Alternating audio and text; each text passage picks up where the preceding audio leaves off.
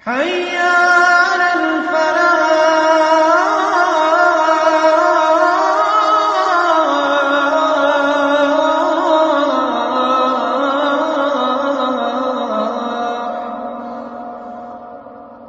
اللہ الرحمن الرحیم الحمدللہ رب العالمین والصلاة والسلام علی سید الانبیاء والمرسلین اما بعد۔ پچھلی بیٹھک میں ہم نے 5 چیزوں پر گفتگو کی تھی: وضو کے فضائل اور وضو کی فرضیت کب ہوئی، وضو کے فرائض و مسائل، وضو کے واجب ہونے کی شرطیں کیا ہے اور وضو کے صحیح ہونے کی شرطیں کیا ہیں۔ انشاءاللہ آج کی بیٹھک میں، آج کی نشست میں ہم وضو کی سنتیں ذکر کریں گے۔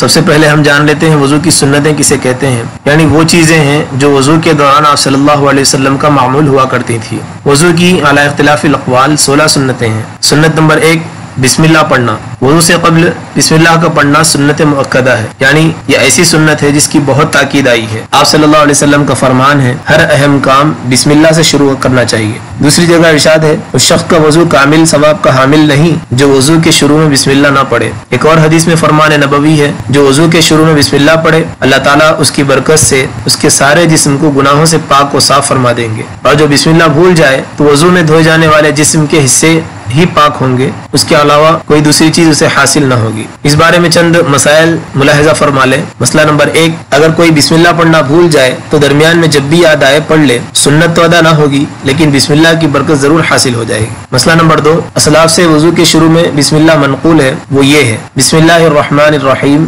بسم اللہ العظیم، والحمد للہ علی دین الاسلام۔ مسئلہ نمبر 3، اگر کوئی بھول کر بسم اللہ کی جگہ لا الہ الا اللہ یا الحمد للہ یا اشہد ان لا الہ الا اللہ کہہ دے، تب بھی بسم اللہ پڑھنے کی سنت ادا ہو جائے گی، کیونکہ وضو سے قبل صرف اللہ کا ذکر کرنا مسنون ہے اور یہ مقصود ان کلمات کے ذریعے سے بھی ادا ہو جائے گا۔ مسئلہ نمبر 4، اگر کسی کا اٹیچ واش روم ہو تو اس میں نجاست و گندگی اگر سامنے موجود ہو تو بسم اللہ دل ہی دل میں پڑھے، لیکن اگر سامنے نہ ہو تو اس جگہ سے ہٹ کر پڑھ سکتا ہے۔ اسی طرح سطر کھلا ہوا ہو تو ایسے وقت بھی بسم اللہ نہ پڑھے۔ وضو کی سنتیں نمبر 2، 3 بار دونوں ہاتھ گٹوں تک دھونا۔ ہاتھ دھونا سو کر اٹھنے والے کے لیے یہ حکم تاکید کے ساتھ ہے، کیونکہ معلوم نہیں نیند کی حالت میں انسان کے ہاتھ کہاں جائے اور اس کو نجاست لگ جائے، اس لیے رات اور دن کی ہر نیند سے اٹھنے کے بعد آپ صلی اللہ علیہ وسلم نے فرمایا، جب تم نیند سے بیدار ہو جاؤ تو پانی میں ہاتھ ڈالنے سے پہلے اپنے ہاتھ کو اچھی طرح دھو لو۔ اس بارے میں چند مسائل ذکر کیے جائیں گے۔ مسئلہ نمبر 1، اگر کوئی شخص اپنا ہاتھ پانی میں ڈالنا چاہتا ہو اور پانی ٹب یا ڈرم یا حوض یا ٹینک میں موجود ہو جس کو ہلایا اور جھکایا نہیں جا سکتا،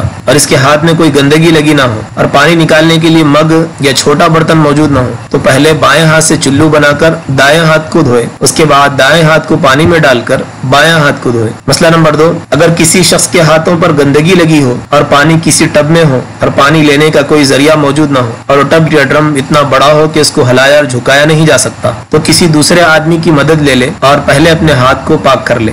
مسئلہ نمبر 3، اگر وہاں پر کوئی آدمی موجود نہ ہو اور ہاتھ پر گندگی ہو اور پانی کا برتن بڑا ہو تو کوئی پاک کپڑا لے کر اس کو اس برتن میں ڈبائے اور اس کے گرنے والے قطروں سے ہاتھ دھوئے۔ مسئلہ نمبر 4، اگر کوئی کپڑا بھی موجود نہ ہو اور کوئی انتظام بھی نہیں ہو اور انتظام کا کرنا مشکل ہو تو جھک کر اپنے منہ میں پانی بھر لے اور اس سے ہاتھ دھو لے۔ مسئلہ نمبر 5، اگر منہ سے پانی لینا بھی مشکل ہے، کوئی موجود بھی نہیں ہے اور کوئی ذریعہ بھی پانی لینے کا موجود نہیں ہے، تو اب تیمم کر کے نماز پڑھ سکتا ہے، بعد میں نماز دہرانے کی ضرورت نہیں ہے۔ وضو کی سنتیں نمبر 3، مسواک کرنا۔ فرمان نبوی صلی اللہ علیہ وسلم ہے، 4 چیزیں سارے پیغمبروں کی سنت رہی ہیں۔ نمبر 1، شرم و حیا، نمبر 2، خوشبو لگانا، نمبر 3، مسواک کرنا، نمبر 4، نکاح کرنا۔ دوسری جگہ آپ صلی اللہ علیہ وسلم نے فرمایا، اگر میری امت پر دشواری نہ ہوتی تو میں ان پر مسواک واجب کر دیتا۔ نبی اکرم صلی اللہ علیہ وسلم نے فرمایا، مسواک والی نماز بغیر مسواک والی نماز سے 70 درجے افضل ہے۔ آپ صلی اللہ علیہ وسلم نے دوسری جگہ ارشاد فرمایا، مسواک منہ کو صاف کرنے والی ہے اور اللہ تعالیٰ کی خوشنودی دلانے والی ہے۔ مسواک کے بہت سے فضائل ہیں۔ مسواک کیسا ہونا چاہیے، مسواک کی مقدار کتنی ہونی چاہیے، مسواک کا وقت کیا ہے، مسواک پکڑنے کا طریقہ کیا ہو سکتا ہے، مسواک کا استعمال کیسے کرنا چاہیے اور مسواک کے کیا فائدے ہیں، ڈسکرپشن میں موجود ہیں، وہاں جا کر ہم پڑھ سکتے ہیں۔ مسواک کے تعلق سے چند مسائل ملاحظہ کر لیں۔ مسئلہ نمبر 1، اگر کسی کو مسواک کرنے سے قے آ جاتی ہو تو مسواک نہ کرے۔ مسئلہ نمبر 2، لیٹ کر اور ٹیک لگا کر مسواک نہ کرے کیونکہ یہ تکبر پیدا کرتا ہے۔ مسئلہ نمبر 3، اگر مسواک نہ ہو تو دائیں ہاتھ کی انگلی سے دانت صاف کیے جا سکتے ہیں، لیکن مسواک کے ہوتے ہوئے انگلیاں مسواک مسواک کے برابر نہیں ہو سکی۔ مسئلہ نمبر 4، انگلیوں سے دانت صاف کرنے کا طریقہ یہ ہے کہ داہنی طرف انگوٹھے سے اوپر نیچے منہ کو صاف کریں، اس کے بعد شہادت کی انگلی سے بائیں طرف اوپر اور نیچے کی طرف صفائی کریں۔ مسئلہ نمبر 5، خواتین کی جلد چونکہ نازک ہوتی ہے، اس لیے اگر کوئی خاتون مسواک کے بجائے درخت کا گوند منہ کی صفائی کے لیے استعمال کرتی ہوں تو ان کے لیے کافی ہے۔ مسئلہ نمبر 6، اگر کسی کے دانت یا مسوڑے اتنے کمزور ہو گئے ہوں جس کی وجہ سے ان کو مسواک کرنے سے دانت کے ٹوٹ جانے یا کسی ضرر اور نقصان کا خطرہ ہو سکتا ہو، جیسے عام طور پر تمباکو کے استعمال سے ایسا ہوتا ہے، تو مسواک کی جگہ انگلیاں استعمال کر سکتے ہیں۔ مسئلہ نمبر 7، ٹوتھ برش اور پیسٹ سے منہ کی صفائی تو ہو سکتی ہے مگر آپ صلی اللہ علیہ وسلم کی اتباع اس سے حاصل نہیں ہو سکتی۔ وضو کی سنت نمبر 4، 3 مرتبہ کلی کرنا۔ اس بارے میں مسئلہ نمبر 1، اگر ایک مرتبہ میں پانی لے کر تھوڑا تھوڑا کر کے کلی کرنے سے سنت تو ادا ہو جائے گی، لیکن ہر مرتبہ نئے پانی سے کلی کرنا یہ الگ سنت۔ مسئلہ نمبر 2، پانی کو اچھی طرح سارے منہ میں پہنچا کر کلی کرنا مستون ہے۔ مسئلہ نمبر 3، اگر کوئی کلی کرنا چھوڑ دے اور اس کو یاد نہ آئے، نماز پڑھ لینے کے بعد یاد آئے تو اس کا وضو اور اس کی نماز درست ہو جائے گی، لیکن اگر کوئی سنت کو چھوڑنے کا عادی ہو جائے تو وہ گناہ کبیرہ کا مرتکب ہے۔ مسئلہ نمبر 4، اگر کسی کے پاس بہت کم پانی تھا، منہ بھر پانی کو منہ میں ڈال چکا تھا، لیکن اس کو دوسری یا تیسری مرتبہ کلی کرنے میں پانی حلق میں چلا گیا اور وہ کلی نہیں کر پایا تو اس کی سنت ادا ہو گئی، کیونکہ کلی کرنے میں پانی باہر نکالنا لازم نہیں ہے۔ اگر پانی موجود ہو تو دوبارہ کلی کر لے، کیونکہ کلی کرنے میں پانی کا باہر نکالنا مستحب ہے۔ سنت نمبر 5، اگر روزے دار نہ ہو تو کلی کرنے میں مبالغہ غرارہ یعنی حلق کے سرے تک پانی پہنچانا سنت ہے، بہتر ہے انگلی ڈال کر منہ صاف کیا جائے۔ اس بارے میں مسئلہ نمبر 1، اگر بندہ روزے دار ہو اگرچہ کہ نفل روزہ ہی کیوں نہ ہو تو غرغرہ نہ کرے، کیونکہ اس سے پانی حلق میں جانے کا خطرہ ہے اور حلق میں پانی جانے سے روزہ ٹوٹ جاتا ہے۔ سنت نمبر 6، ناک میں پانی ڈالنا۔ اس بارے میں مسئلہ نمبر 1، اگر کوئی ایک مرتبہ پانی لے کر 3 بار ناک میں پانی پہنچائے تو وضو ہو جائے گا، لیکن اس کی سنت ادا نہ ہوگی۔ سنت نمبر 6، اگر بندہ روزے دار نہ ہو تو ناک کی نرم ہڈی سے پانی کو اوپر لے جانا بھی مسنون ہے۔ کلی کرنے اور ناک میں پانی چڑھانے کو فرائض وضو سے پہلے کرنے کی حکمت یہ ہے کہ آنکھوں کے ذریعے پانی کا رنگ اور زبان کے ذریعے پانی کا مزہ اور ناک کے ذریعے پانی کی بو معلوم ہوتی ہے۔ فرائض کی ادائیگی سے قبل پانی کے اوصاف اچھی طرح معلوم ہو جاتے ہیں کہ پانی پاک ہے یا ناپاک ہے، اور اس سے فرائض وضو کے ادا ہونے میں کوئی شک باقی نہیں رہتا۔ کلی کرنے اور ناک میں پانی چڑھانے کے لیے 7 ملی جلی سنتیں ہیں۔ نمبر 1، دونوں میں ترتیب مسنون ہے۔ نمبر 2، کلی کرنے اور ناک میں پانی چڑھانے میں دونوں کو 3 مرتبہ کرنا سنت ہے۔ نمبر 3،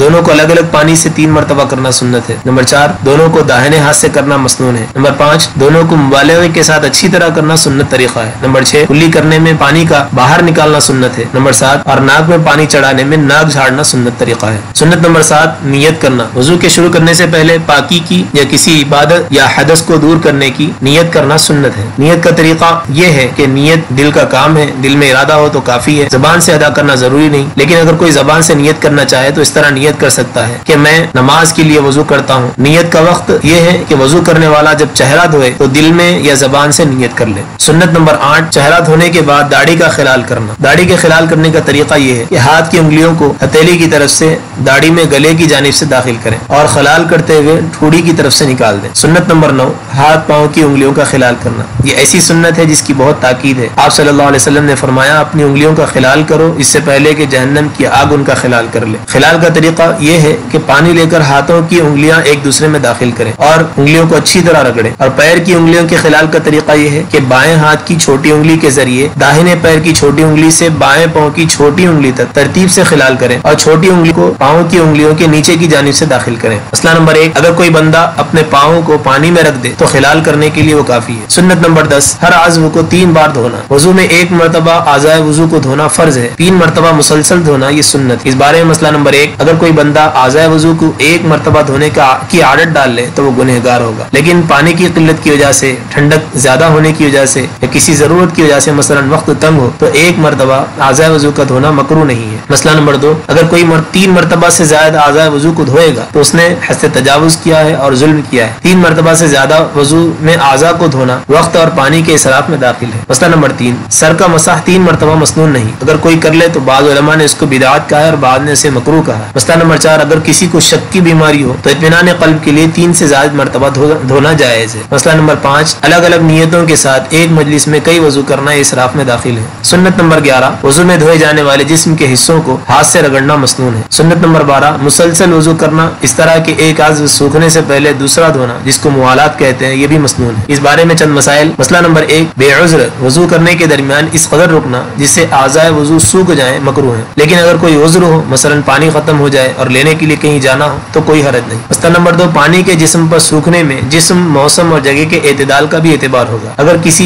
جگہ کا موسم یا کسی کا جسم یا کوئی جگہ اتنی ٹھنڈی ہو کہ وہاں پر پانی جلدی نہیں سوکھتا ہو اور وہ شخص وضو کے آزاد ہونے میں دیر تک رکا رہتا ہو تو وہ سنت ادا کرنے والا شمار نہ ہوگا۔ مسئلہ نمبر 3، اگر کسی کا جسم یا کوئی جگہ کا موسم اور کوئی مقام ایسا ہو کہ وہاں گرمی بہت ہوتی ہو یا ہوا بہت چلتی ہو جس سے وضو کے اعضاء جلد سوکھ جاتے ہوں اور بندہ وضو کے درمیان نہیں رکتا ہو تو سنت موالات ادا کرنے والا شمار ہوگا۔ سنت نمبر 13، ترتیب سے وضو کرنا سنت ہے، یعنی وضو میں دھوئے جانے والے جسم کے جو حصے ہیں وہ کسی طرح بھیگ جائیں تو وضو ہو جائے گا، لیکن ان اعضاء کو ترتیب سے دھونا مسنون ہے۔ سنت نمبر 14، داہنی جانب سے وضو کے اعضاء کے دھونے کا آغاز کرنا مسنون ہے۔ سنت نمبر 15، ہاتھ پاؤں کے دھونے میں انگلیوں کے سرے سے شروع کرنا مسنون ہے۔ سنت نمبر 16، ایک مرتبہ تمام سر کا مسح کرنا۔ سر کے مسح کا طریقہ یہ ہے کہ دونوں ہاتھ کی انگلیوں اور ہتھیلیوں کو گردن کی طرف کھینچیں، اس کے بعد دونوں انگلیوں سے کانوں کا مسح کریں۔ مسئلہ نمبر 1، سر کے مسح کی سنت کی ادائیگی کے لیے نئے پانی کا استعمال ہونا چاہیے، ہاتھ کا بچا ہوا پانی نہیں ہونا چاہیے۔ مسئلہ نمبر 2، اگر کوئی شخص پورے سر کا